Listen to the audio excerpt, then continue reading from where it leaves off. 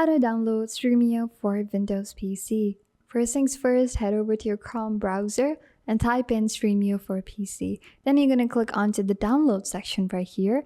And from here, you can download all the Stremio apps that they have that are offered. You're going to download the one for Windows. You're going to click on Stremio 4.4.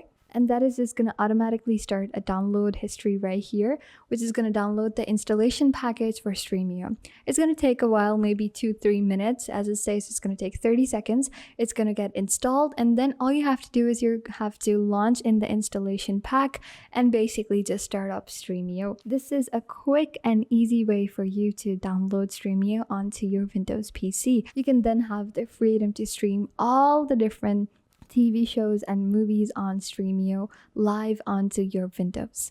You can log in with your Stremio account and basically use Stremio as you would onto your web browser directly onto your PC. So guys, this is how you can download Stremio onto your Windows PC. If you find this video helpful, be sure to hit that like button, comment down below, and also subscribe to my YouTube channel. Thank you.